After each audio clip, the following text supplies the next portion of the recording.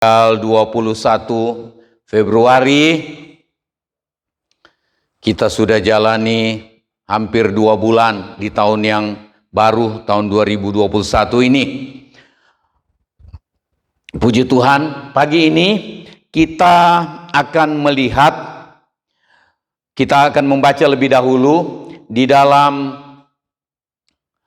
firman Tuhan, terdapat dalam Filipi pasal 1, mulai ayat 21 sampai ayat 24. Kita lihat ayat ini, kita baca sama-sama.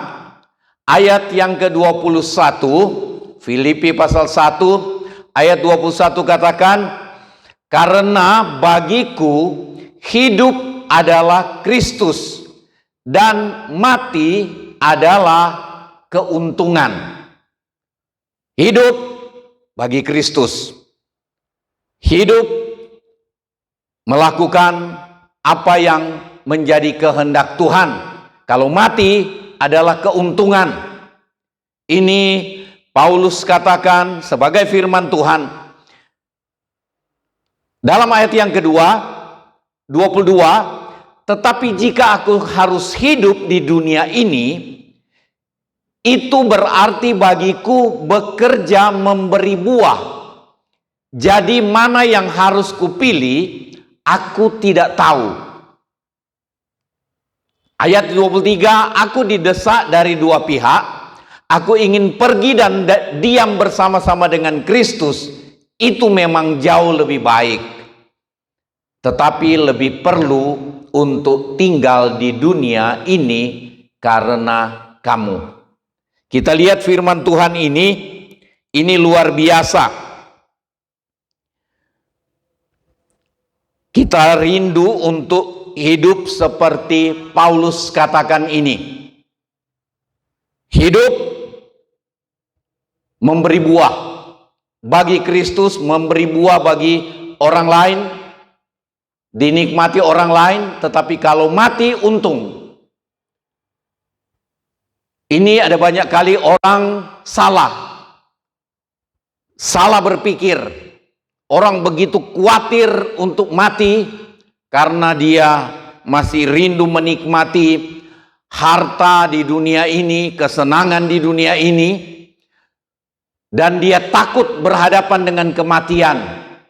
Tetapi firman Tuhan mengingatkan kita pagi hari ini, memiliki sikap bahwa hidup bagi Kristus atau hidup melakukan kehendak Tuhan, mati untung. Nah, kita mau lihat ada dua hal pagi hari ini. Tapi sebelumnya kita melihat mengenai tema pagi ini, tenang menjalani kehidupan. Kalau kita pegang firman Tuhan tadi, Filipi pasal 1 ayat 21 sampai 24, kalau kita pegang itu, maka kita akan tenang menjalani kehidupan. Sehari-hari kita tenang. Tenang menjalani kehidupan, tidak takut berhadapan dengan kematian. Kemudian dikatakan tidak merasa tertekan menghadapi hidup setiap hari. Kita tahu tujuan hidup kita, katanya firman Tuhan, memberi buah. Jadi kita tidak stres hadapi apapun tiap-tiap hari. Kita juga tidak ketakutan walaupun ada ancaman kematian, entah itu penyakit, entah itu ancaman orang atau ancaman bencana alam.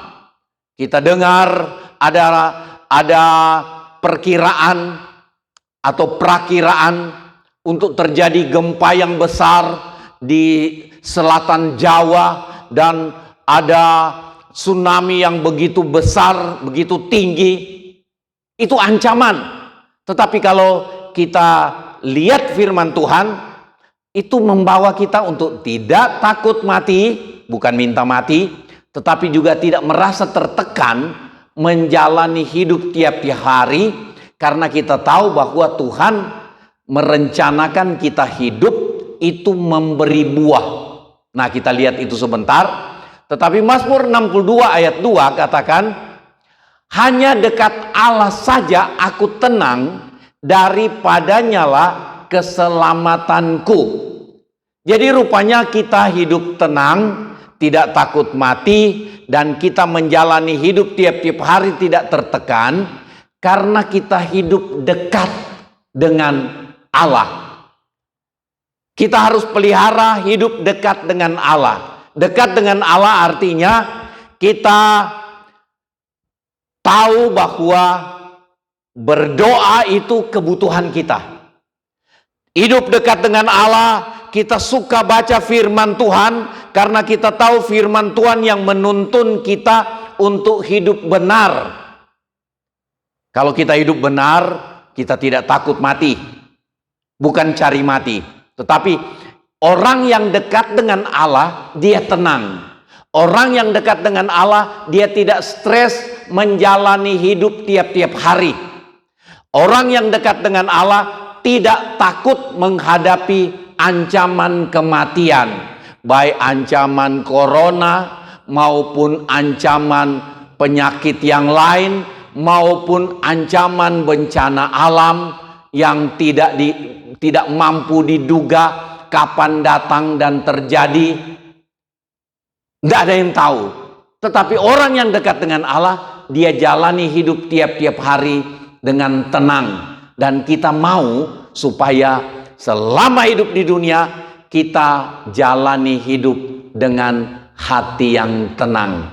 Kalau orang tenang, dia dapat bekerja dengan baik dan benar. Orang tenang, dia dapat beribadah dengan baik dan benar. Orang tenang, dia menyukai firman, dia menyukai memuji dan menyembah Tuhan.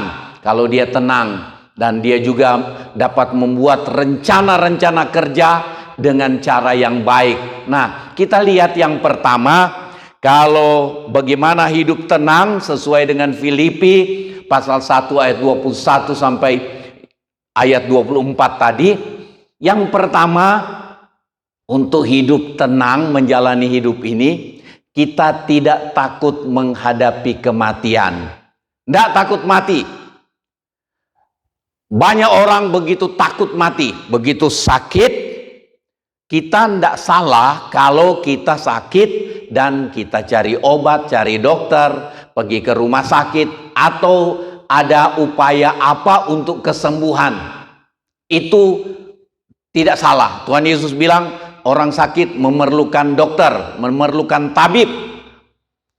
Tetapi kita tidak takut mati.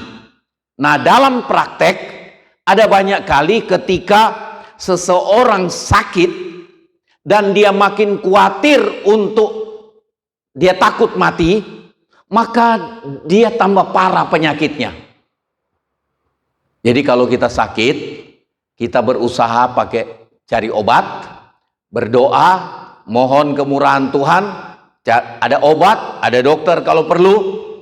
Nah, tetapi kita harus taruh di hati, kita tidak takut mati. Mengapa kita tidak takut mati? Tidak takut menghadapi kematian?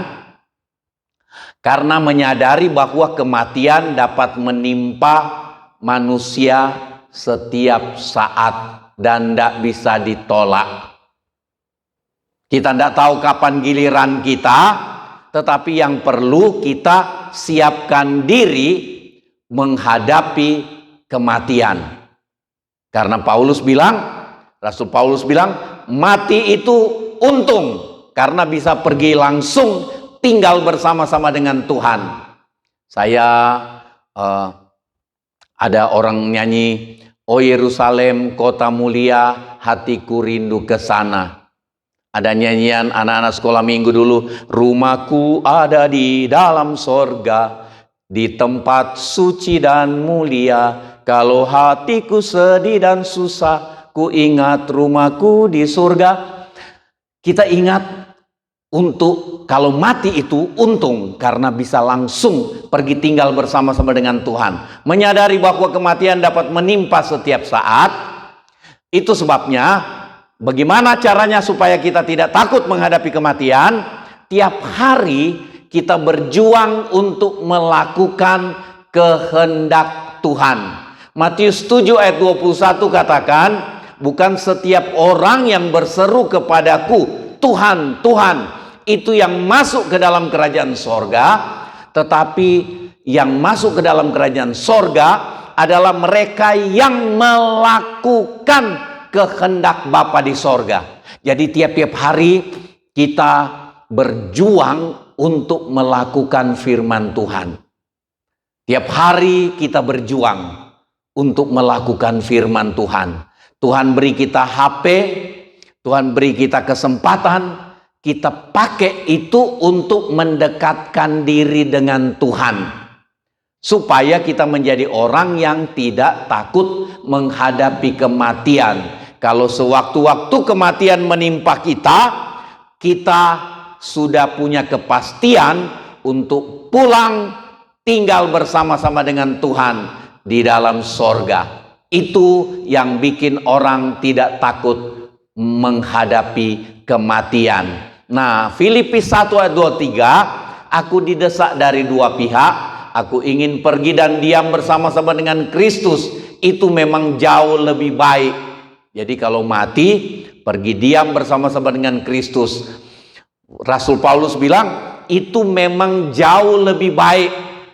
Kita berhenti dari kesusahan di dunia ini. Tapi ada orang takut mati karena dia takut nanti istrinya terlantar, anaknya terlantar, dan lain-lain. Tuhan tahu memelihara orang yang kita tinggalkan. Kalau waktunya Tuhan panggil kita, yang penting selama hidup kita mempersiapkan diri melakukan sesuatu yang sesuai dengan kehendak Tuhan, maka kita tidak usah takut. Yang kita tinggalkan pasti Tuhan pelihara. Itu yang membuat orang tidak takut menghadapi kematian. Dia sudah melakukan bagian yang harus dia lakukan, selebihnya Tuhan yang lakukan. Nah itu, jadi tidak takut menghadapi kematian karena itu untung, diam bersama-sama dengan Tuhan. Itu Wahyu 14 ayat 13 katakan, berbahagia orang yang mati dalam Tuhan sejak sekarang ini. Paulus katakan itu jauh lebih baik, itu untung, kalau mati untung, itu jauh lebih baik karena akan diam bersama-sama dengan Tuhan. Dalam kitab Wahyu katakan, berbahagia orang yang mati dalam Tuhan sejak sekarang ini karena mereka berhenti dari segala kesusahan, kelelahan yang mereka alami di dunia ini. Jadi mati itu untung. Banyak orang bilang mati itu sial, tetapi firman Tuhan katakan mati itu untung asal kita hidup hati-hati, cocokkan diri kita dengan firman Tuhan. Yang kedua,